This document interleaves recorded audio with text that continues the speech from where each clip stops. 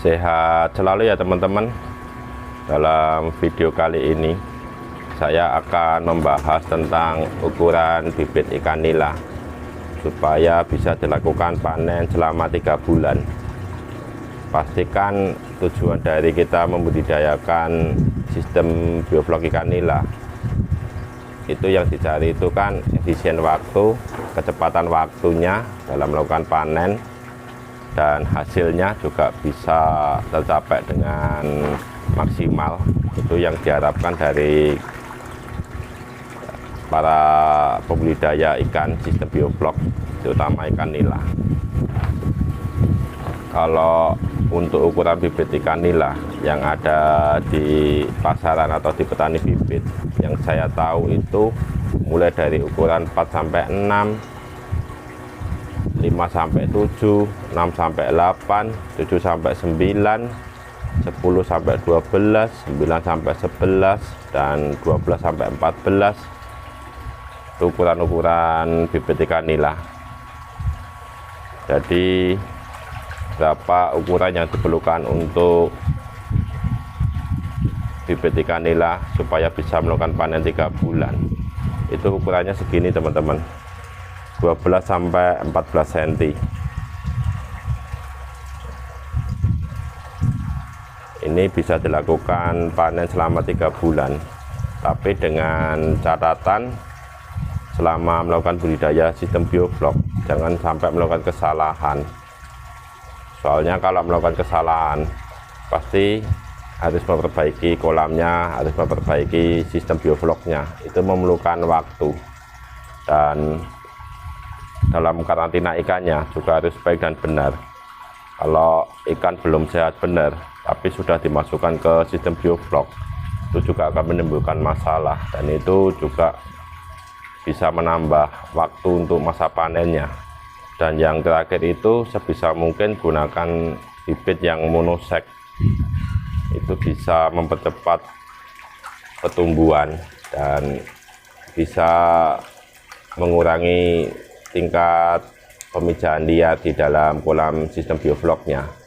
Kalau ikan sudah melakukan pemijahan, itu memerlukan waktu sekitar 2 minggu.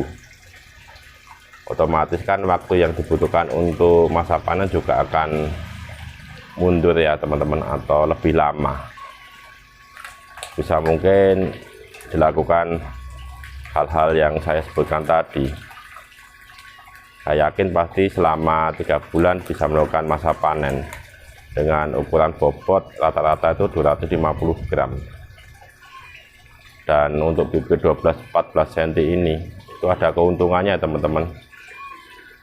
Daya tahan tubuhnya lebih bagus daripada yang lebih kecil, walaupun tidak menutup kemungkinan untuk bibit yang 12-14 cm ini akan terkena penyakit, tapi setidaknya kita bisa meminimalkan penyakit yang menyerang bibit ukuran 12-14 cm.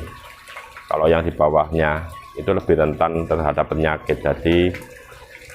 Jadi dalam karantina bibitnya atau pengolahan atau pembesaran bibitnya juga harus dilakukan dengan hati-hati. Kalau sampai tidak benar akan terjadi banyak kematian atau terserang penyakit. Kalau bibit segini biasanya dia lebih kuat.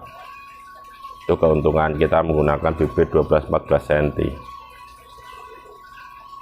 Dan yang jadi permasalahan lagi itu biasanya petani bibit itu untuk ukuran 12-14 itu jarang-jarang ada. Soalnya para petani bibit itu ukuran 6-8 atau 2-4 cm pun sudah dijual. Ya namanya orang dagang, kalau ada yang beli pasti dijual teman-teman. Jadi para petani bibit juga bisa menyiapkan bibit lagi yang baru. Kalau menunggu sampai 12-14 cm ini itu membutuhkan waktu yang cukup lama. Jadi para petani bibit yang mana yang laku ya pasti dijual. Kalau untuk memelihara sampai 12-14 cm ini jarang-jarang ada. Kalau saya ini saya besarkan sendiri. Dulu dari ukuran 6-8 cm teman-teman. Ini sudah rata-rata 12 cm. Ini keuntungan kita memakai bibit 12-14 cm, bisa memiliki target 3 bulan dan bobot 250 gram. Enaknya di situ ya teman-teman, kalau kita gunakan bibit 12-14 cm.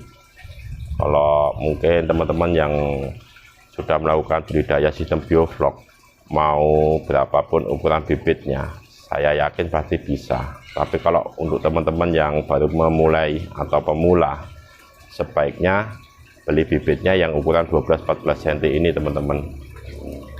Jadi nanti kalau sudah berhasil ya monggo, mau di ukuran berapapun bisa. Tapi kalau untuk masa panennya di bawah 12 cm itu yang setidaknya ada sedikit mundur waktunya, kayak 10-12 itu setidaknya 3 bulan sampai 3,5 bulan itu baru bisa melakukan panen 250 gram. Jadi semakin kecil semakin lama untuk masa panennya.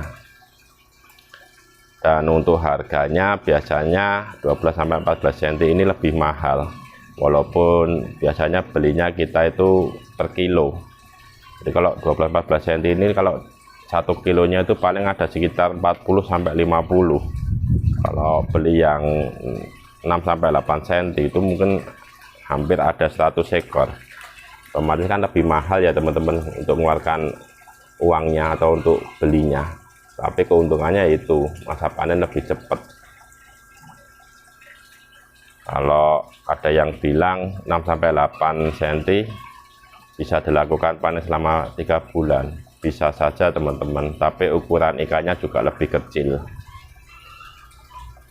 Nah, sekarang tergantung teman-teman itu mau di ukuran berapa untuk masa panennya. Kalau 200 gram berarti lebih singkat, kalau 250 gram berarti sekitar 3 bulan, kalau di atas 250 gram mungkin 3,5 sampai 4 bulan, tergantung pasar yang teman-teman setorin itu permintaannya di bobot berapa.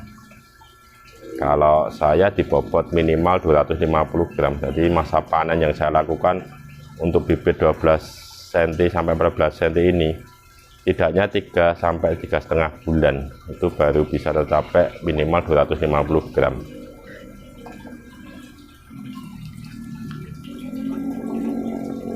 Ini tentang cara kita memilih bibit ya teman-teman. Jadi jangan terpengaruh, atau mungkin teman-teman ada yang bilang 6-8 cm 3 bulan panen. Mungkin dengan sistem yang lain saya kurang tahu, tapi kalau dengan sistem bioflok untuk bobot 250 gram itu saya kira tidak bisa ya teman-teman selama 3 bulan untuk 6-8 cm bibitnya.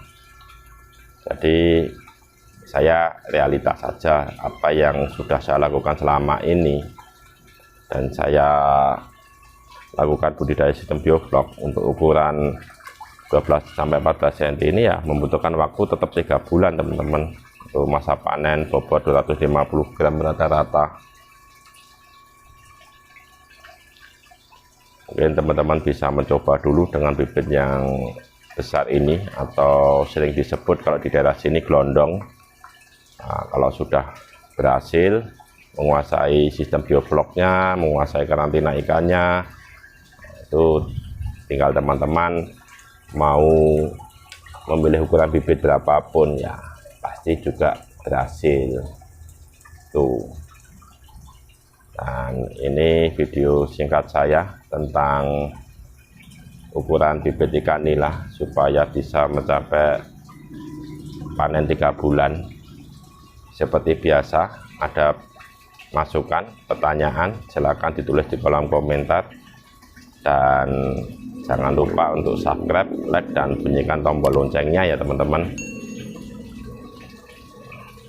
Ini saya mau pindah dulu ke sistem bioflok pembesaran karena sudah cukup sore hari ini dan cuaca juga sudah tidak begitu panas. Tujuan dilakukan pemindahan di sore hari itu biar perubahan suhunya tidak terlalu drastis. Kalau siang hari itu kan cukup panas, tapi di kolam itu kan dingin, jadi kan perubahan suhunya cukup drastis ya teman-teman. Tapi kalau sore hari itu kan suhu juga tidak begitu panas, matahari juga sudah tidak begitu panas, jadi di kolam pun juga dingin, jadi perubahan suhunya tidak begitu mencolok. Ini ya teman-teman,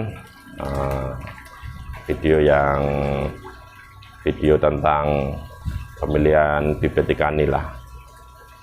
Saya ucapkan terima kasih sudah menonton video ini. Mungkin bisa membantu teman-teman yang mau melakukan budidaya sistem bioflok. Saya ucapkan sekian.